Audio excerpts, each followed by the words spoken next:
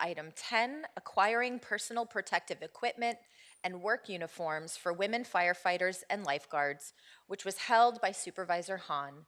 For members of the public on the telephone, please press 1 then 0 now to comment on this item. We have with us many representatives of our department, our Fire Chief, Anthony Maroney, Eleni Pappas, Deputy Fire Chief, who I believe has a birthday this week, Sarah Rathbun, Battalion Chief, and Danny McMillan, Section Chief, Fire Department, are all available for questions. Supervisor Hahn, I will turn it to you. Well, thank you, Madam Chair, and thank you for co-authoring this motion today, and also thank you for accommodating all of our members of our fire department that need to be other places later, so thank you for bringing this item up first. Colleagues, this motion today is about making sure that the women in our LA County Fire Department have uniforms and personal gear, protective gear that fit properly, so that they have the same access to protection, mobility as men do as they work to save the lives of LA County residents. A few months ago, members of the Women's Fire League approached my office and described the challenges that women in our fire department have with their uniforms and their personal protective gear, like turnout coats and pants. The problem is that most manufacturing companies that produce these clothes don't make ones that are meant to fit female bodies. And those companies that do produce uniforms for women won't provide them to our fire department unless we purchase a large amount that far exceeds the needs in our department. And as a result, the women in our fire department are forced to wear uniforms and protective gear that do not fit properly. There they are, and I tried one on earlier in the back room, and I know of what they speak briefly. I had a difficult time raising my leg to put it on a chair. I had difficulty squatting down. I had difficulty raising my arms over my head. And it's really not just because these uniforms are so heavy, by the way, they are so heavy, but because the fit is not made for a female body. So our firefighters do a number of little moves and dances just to do basic movements that they are required to do at the fire department. I'm going to ask questions just to get the answers to maybe what some of us are wondering. And Chief Rathbun, can you just explain the difference, first of all, between turnout gear and uniforms, for those who don't know? Thank you, Supervisor. Yes, what you're looking at here are turnouts. And if I could ask Chief McMillan to stand up. What Marine Battalion Chief McMillan is wearing is our regular everyday work uniform, but this also serves as personal protective equipment on wildland fires when an additional jacket is donned. And can you tell us how these coats and pants are made in a way that does not account for the differences in women's bodies? Sure. Despite the fact that we take a lot of measurements before we fit turnouts, recently the NFPA actually, at the end of last year, published a study wherein they identified that most of the manufacturers didn't actually use a female pattern.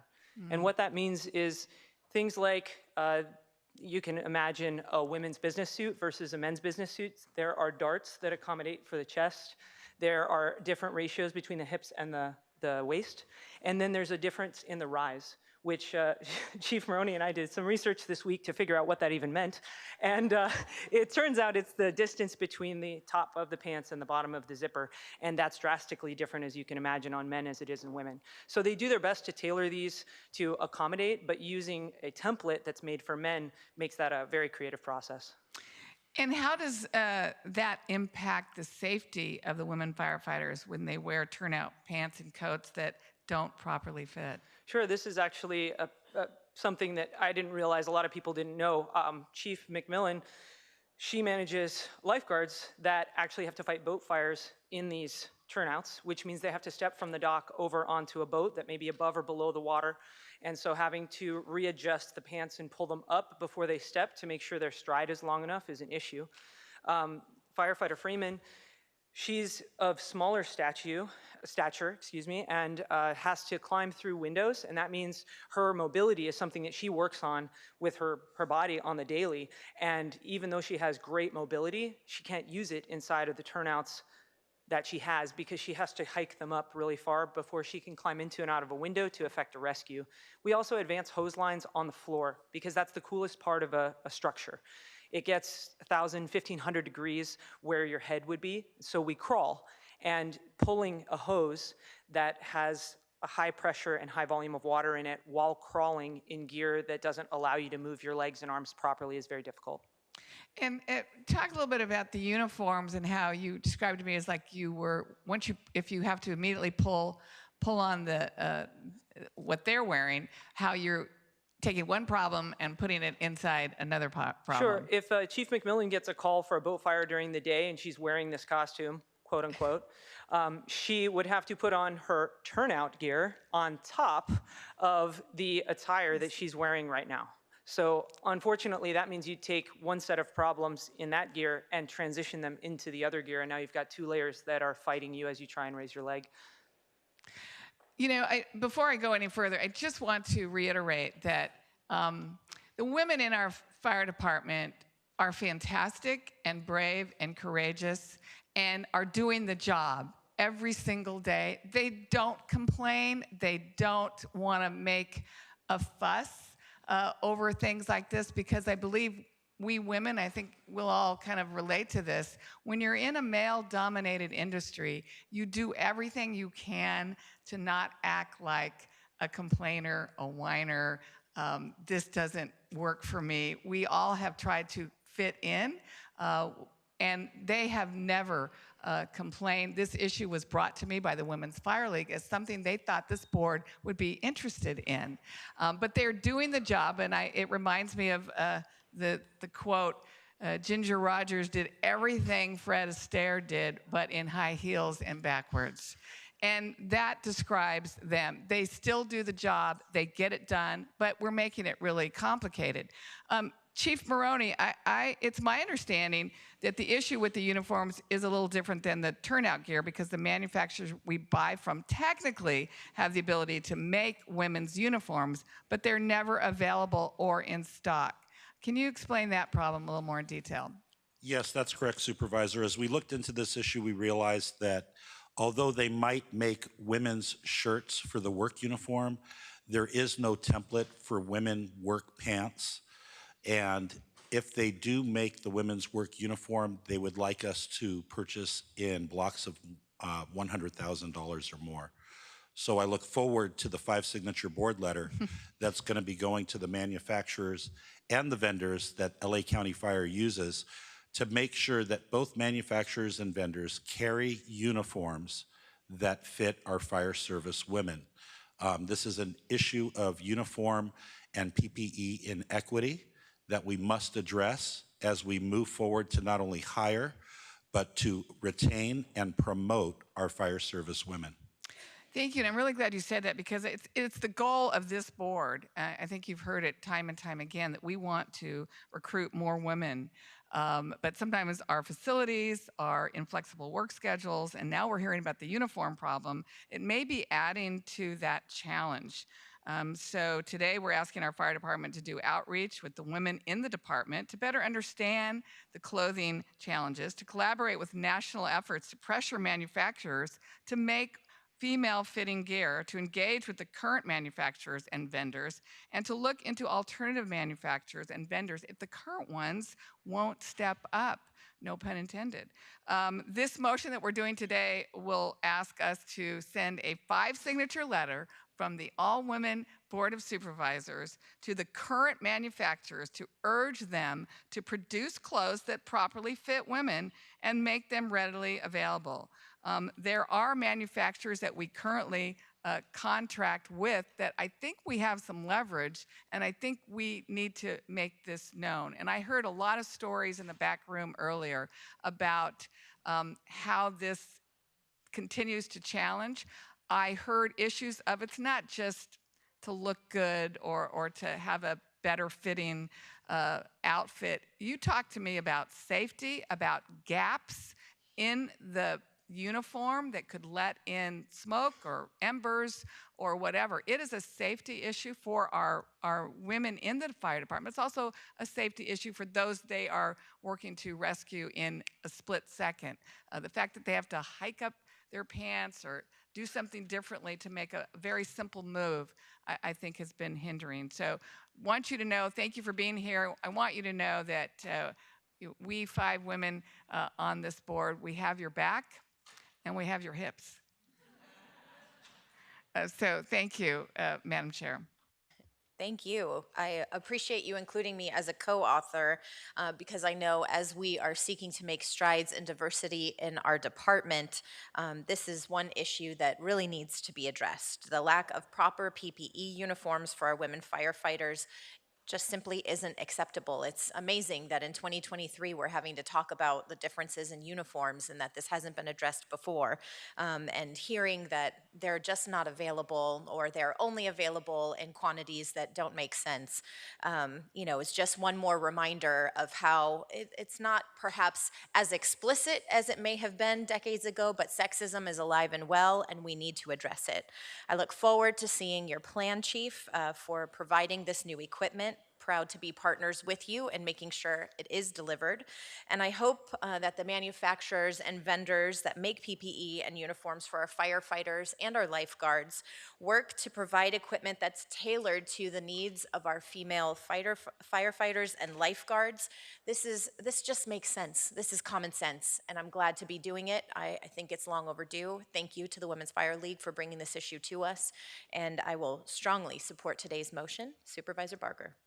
Thank you, and thank you, Supervisor Hahn and Supervisor Horvath, for bringing this in. And it's great to see you all. I've never been more proud. I mean, these women represent all that is good about LA County and LA County Fire. And Chief Maroney, I appreciate the fact that you support them 100%. It just, as you said, Supervisor or Chair Horvath, it's amazing that we've been having this discussion right now, in this time, in this day and age. And I hope that this reminds our manufacturers that we are watching. And it is important, to your point, this is not about a fashion show. This is about safety, about making sure that we give all the tools necessary for the men and women that are on the front line to do what they do, and that is to protect human life and property. So I am proud to support this, and I have to say I went out to the Prep Academy, and you're absolutely right. You all are on level playing field. You're not asking for a break as it relates to carrying the hose, or which, by the way, I would last 3 minutes in your academy. It is probably one of the most difficult training.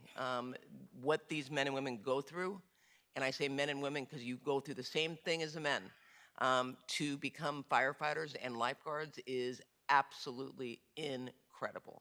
And I admire each and every one of you for your determination and your skill in doing that. So I will be supporting this, and I look forward to coming to the next Prep Academy, I think in a couple of weeks, to see the new recruitment that we're making with the young women out there that we want to recruit into LA County's family. So I will be supporting this motion today. Thank you. Supervisor Solis. Yes, thank you, Madam Chair. I also want to thank Supervisor Hahn for bringing this forward and yourself. It is a critical moment for us. I'm just thinking back years ago in the state legislature when we had debates regarding whether women could wear pantsuits. That was an actual law. I mean, we had to actually vote on that. But now we're talking a little bit about a little difference, women in the workforce, but having practical uniforms and accessible equipment that makes them able to do their job. So we're not asking for, I think, a handout or whatever. It's really more the ability to compete in your job, to get there, to stay there, and be able to protect the safety and protection that's needed for our communities. So I applaud this realization that we've been out of touch, quite frankly. And I would also ask that when we look at our uniforms, we also look at your helmets. Because I know with your rank, that helmet gets heavier, because I happen to have one. As Secretary of Labor, I was given a hat, a captain's hat, and it is leather, and it is heavy. I think it's like more than 10 pounds. And I'm wondering if you're out there in the field, whatever it is, and how that also can impact you, because women's skulls, our physiques are different. Doesn't mean we're less capable of doing the job. We're strong. But I just think that perhaps looking at that, and I'm glad that this is going to send a message to other parts of the state, because when LA County speaks, it has reverberations nationally. So this demonstration that you put forward today, I think, is really good. And I would even ask that we look at working closely with the state legislature so that they can also contact the California Department of Industrial Relations, CAL FIRE, Cal OSHA, to update their statewide standards, regulations, and guidance on this matter, because it's about time. Maybe the military will, if they haven't already, begin to look at this as well. So thank you again for bringing this forward, and I will support this item. Thank you. Supervisor Mitchell. Very much. And I too want to thank the authors of the motion, and was uh, communicating telepathically with Supervisor Solis, because I had written right here, Cal Fire question mark. And also that perhaps we reach out, that's not only a 5-signature letter, but let's reach out to CSAC, and through CSAC communicate with all of our colleagues across the state. If all 58 counties who have women firefighters, I'm certainly hope the others do as well, that they can join us in this effort, because if we get that kind of mass pressure, I can't imagine the manufacturers denying that it's not only LA County, but it's all 58 counties and their firefighters. Um, when we saw when I saw Supervisor Hahn in the uniform, I had a flashback to a time when I was in the state legislature, and it was really a brilliant strategy. It was Fire Safety Day in Sacramento, and it was a time when a former mayor of Los Angeles, because of budget cuts, was considering taking one firefighter off each rig. And they came to Sacramento, put us in the gear, allowed us to take a ladder on top of the building to use the tool to find the soft spot, then try to hold the hose. The kickback was amazing. Go into a smoke field. And so to have walked a quarter block in your boots, no, not a mile, a quarter block in your boots, gave me a level of understanding like I will never forget. And so to see your demonstration today about how the gear that is supposed to protect you and allow you to do your job hampers your ability to be as agile as you need to be is ridiculous. So all that we can do to add our voice to support. I too have been to the Prep Academy, and because of that Sacramento experience with the hose, when they've offered me the opportunity in the Prep Academy, I've declined because it is no joke. The pressure coming out of that hose and the fact that women are able to step up and do that, anybody, but women in particular, please know how deeply proud you make us, and we're going to stand up and make sure we can do all that we can to get you the equipment you need to do your job safely for you and safely for the rest of us. So thank you, Madam Chair, Supervisor Hahn, for bringing this forward today. Can I just add one thing? Absolutely. Thank you, Madam Chair. I just wanted to add two things. I said one thing, it's two things.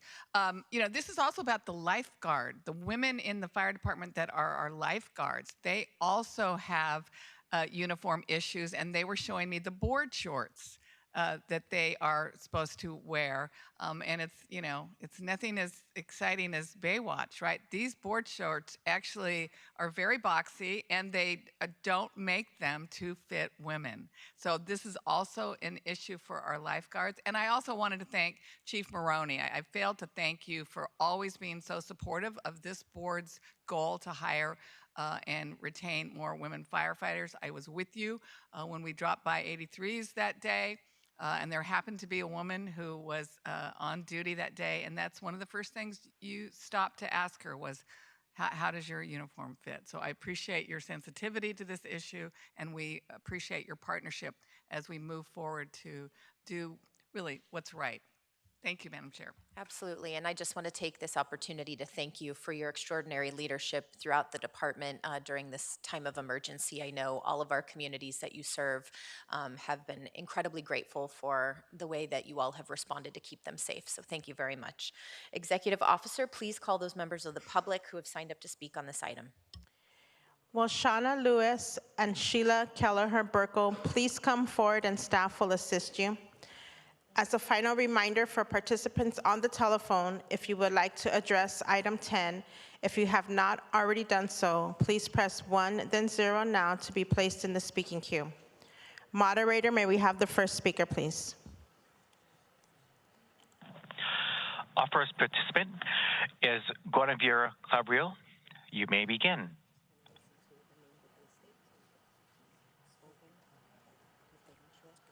Genevieve, are you there? Genevieve? We'll go to our next caller, please. We will go. Our next participant is Eric Previn. You may begin. What a nice idea to provide equipment that fits for our brave firefighter women.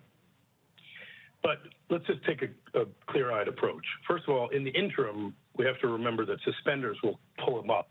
But in the meantime, $100,000 is not a big number for this brave board of supervisors to come up with, since we paid $27 million to Vanessa Bryant or something like that out of firefighter money. So this is starting to enrage me. Let's just get it done already.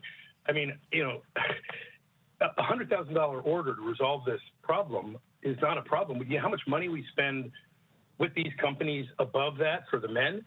So this is just infuriating. Where the hell is Dave Gelati? Why aren't people speaking out about this? Why has this gone on for years? And though I appreciate that Supervisor Solis has a leather fire hat, you know, these women need to be accoutrement properly. They need to have the stuff to get it done. Thank you. Your time has expired. Next speaker, please. Our next participant is Sarah Rubenstein. You may begin. Good morning, supervisors. United Way opposes item 15, the proposal to file or join I'm so sorry, Sarah. We're on item 10. Sarah, we are on item 10. So we'll put you back in queue and take you up on item 15, which is just a little bit later in our agenda. Next speaker, please. Good morning. My name is Shauna Lewis, and I have the honor and privilege to serve as the manager of the Office of Diversity, Equity, and Inclusion at LA County Fire. We stand in full support in making sure that we get you uniforms that fit properly for our female firefighters and our ocean lifeguards.